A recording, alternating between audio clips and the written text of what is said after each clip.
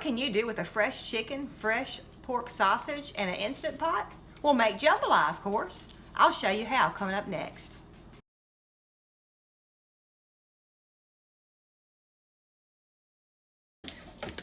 The first thing you're going to need is about a pound of sausage. This is some of our sausage that came from our pigs. You're just going to cut it up pieces like that.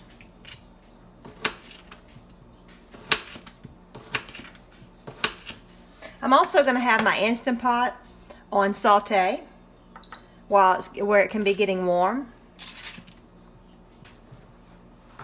My sausage is partially frozen.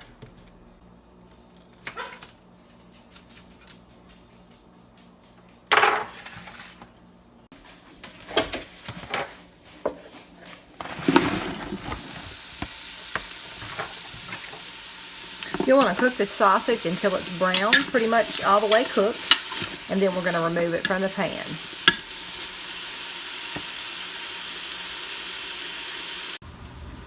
While my sausage is cooking, I'm going to cut up my chicken.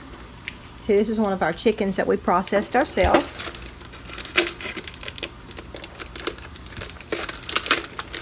I've had it thawing out, so it should be thawed. I'm only going to use the leg quarters and the wings to go in my jambalaya. I'm going to cook the breast separately to make something else. But the chickens are very large, so if you just have a normal sized chicken, you could just use the whole thing.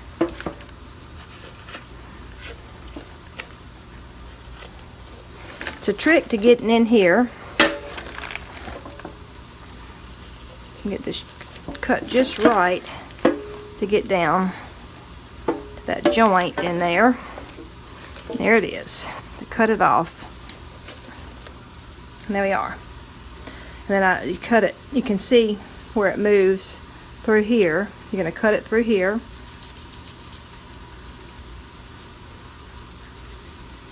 To separate your leg and thigh. I'll go ahead and cut this wing off. There's a joint also in there that you're trying to find. And there it is.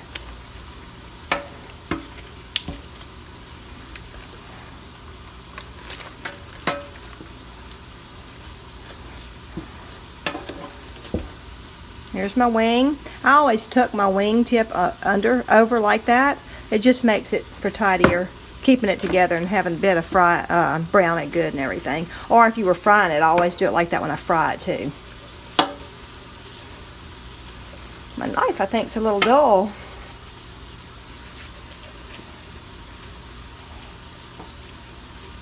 If you cut in just the right place, you see, it's just the skin holding that leg together right there. Turn around this way, I can get to it a little better. And you can kind of see where you want to cut right here. You're just cutting that skin away.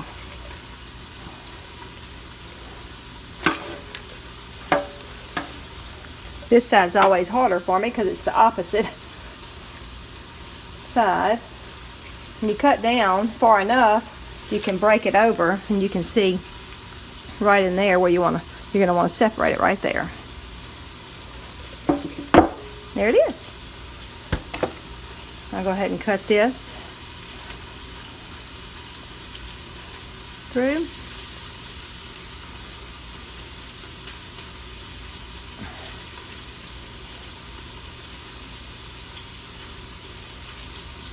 It's slipping out of my hands. There we go. Now we'll get the wing, the other wing.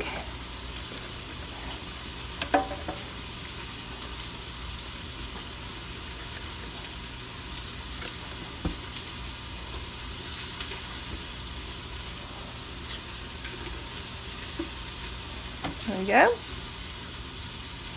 And you know, I've already washed this chicken when we processed it, so I feel comfortable with that. Now I want to show you too, if you wanted to finish cutting up the chicken from here, this is your breast, this is your wishbone here, and right here, this is your back. you would come, and you can feel it's very thin through here, and you would take your knife and you would cut it along here. You'll have to cut the ribs away from the breast here on both sides, and then there's a bone you would actually have to bend and break, and then you can come through and cut off your little wishbone piece of your breast. But I'm going to make another recipe with this, so that's all there is to it.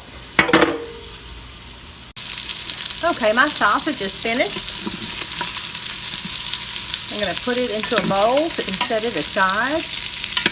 And you can see, I guess maybe you can see that it's really gotten dark on the bottom of the pan while I was cutting up the chicken. Because I was filming, I didn't stop and stir it, so it did that. But that is going to do nothing but add flavor, because it's really not black, it's brown, so it's not totally burnt on there. And so that will add a lot of flavor. And you can see not a lot of oil is in the bottom of my pan. So I'm going to add a little lard to it before I put the chicken in to brown it.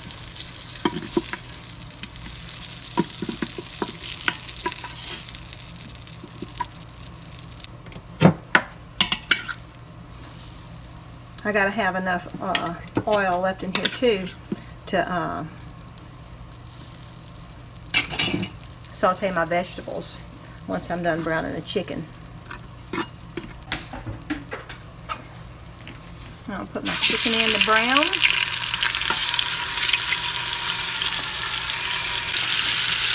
I have to get my hands washed up before I touch my salt. I'm mainly going to season with salt. I'll salt this side. I'll turn it over and brown it. And turn it over to the other side and salt the other side. I'm also going to use a little garlic powder too. I don't have any fresh garlic to put in there. Like I said, we'll brown both sides really good, and then we'll saute the vegetables. Meanwhile, I'll be cutting up the vegetables. I have them ready right here. I'm going to get on that while the chicken's browning. All right, the chicken is about done browning. I'm going to remove it from the pot.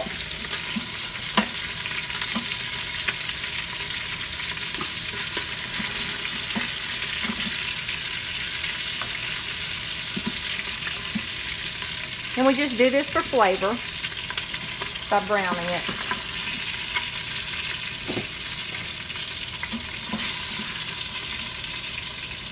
And I think I'm going to add a little bit more lard in there. I don't have much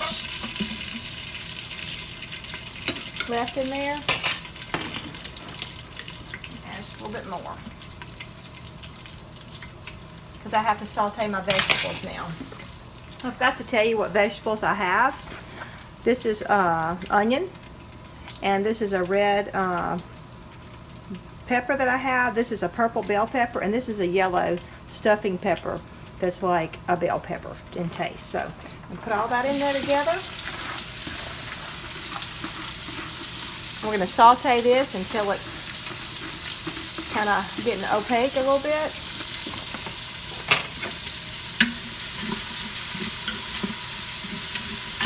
And that'll probably help remove some of the stuff off the bottom of the pot. We'll saute that until that's done, and we're going to add our liquid and the chicken back and go ahead and pressurize it. Okay, I just want to let y'all see how the stuff has come off the bottom of the pot now, because the vegetables made a little water, I guess, and it kind of got the stuff off the bottom. And the vegetables aren't totally opaque, but they're good and sauteed because they're going to finish cooking in the water anyway. Okay, you're going to add 4 cups of water.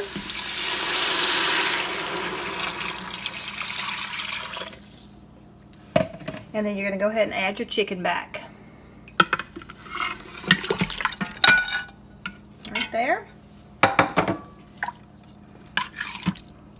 Alright, and you're going to also add some more salt. Now, had I not used those peppers that were red, they have a little bit of heat to them. Had I not used them, I probably would have put a little, well, I know it would have added a little Tony's Sassery seasoning to it. Because we like it to have a, you know, a little spice to it, but not too much. So, okay, now that I have this in here, and now all I have to do is put my lid on and set my pressure for 15 minutes. And we'll do the quick release. So 15 minutes on your pressure canner.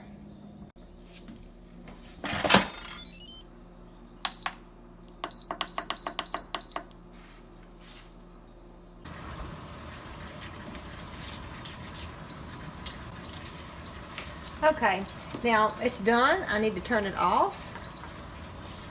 And I always like to unplug my pressure cooker.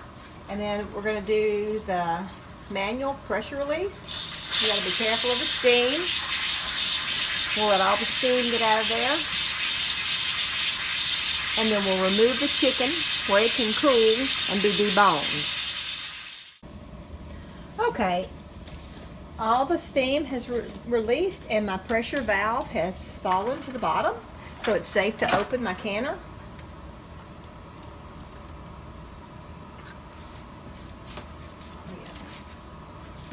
Set the lid up here, right there.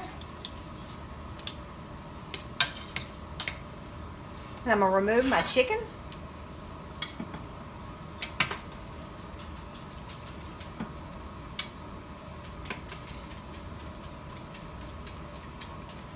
And I'm going to use a fork, and I'm going to break some of the meat away from the bone, let it cool, and then I'm going to debone the chicken.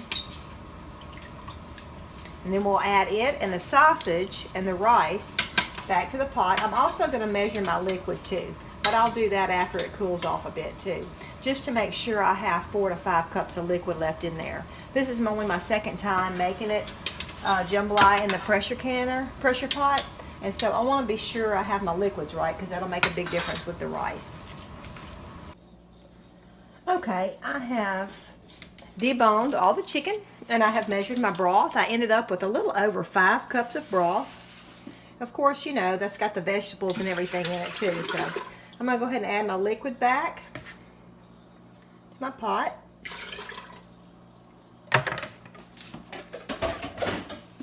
I'm going to add 3 cups of rice. I've already measured it. Going to add my sausage, my chicken,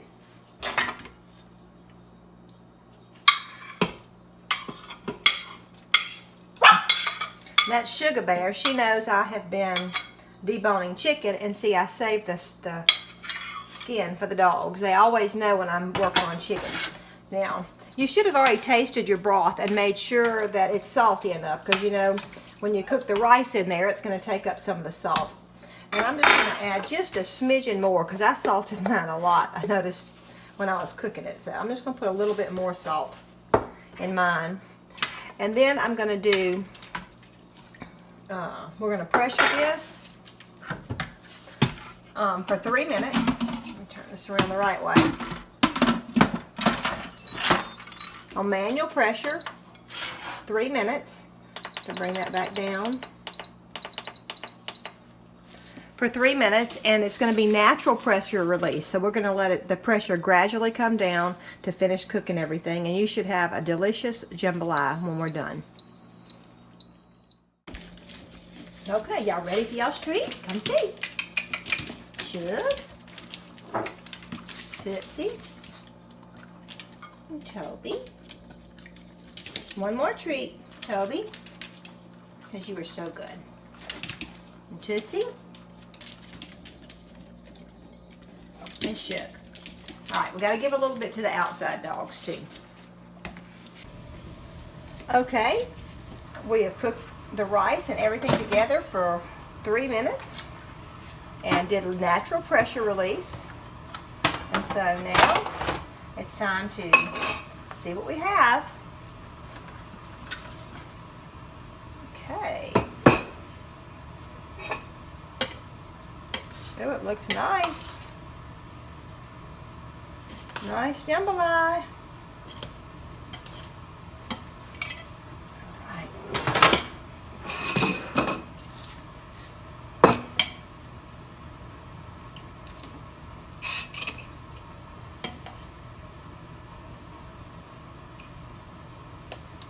Here's the real test.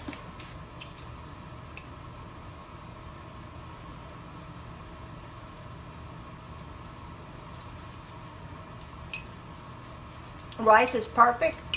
It has good flavor. I should have added a little bit more salt.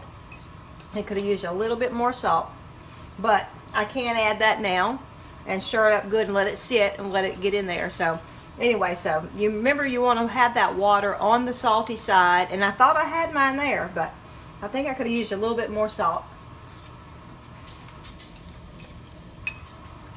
But it's still delicious. Jambalaya is one of our family favorites. What's some of your family's favorites? And have you converted them to an InstaPot recipe? I'd love to hear about it down below in the comments. Thank you so much for watching our video, and I hope you have a great day.